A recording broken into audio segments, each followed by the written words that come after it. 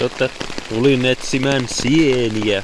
Jos muutaman löytäisin, niin olisin aika iloinen. Ja voisin ehkä jopa tänään syödä sieniä. Sitten jos vain tätä löytyy.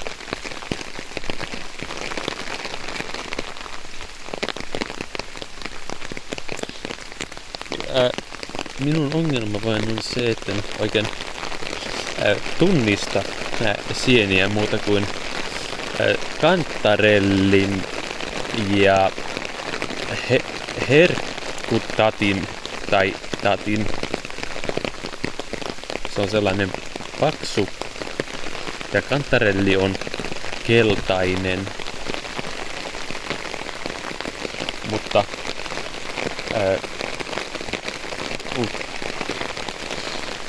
en tunnista sieniä sen paremmin. Tiedän myös, että tuo punainen on myrkkysieni.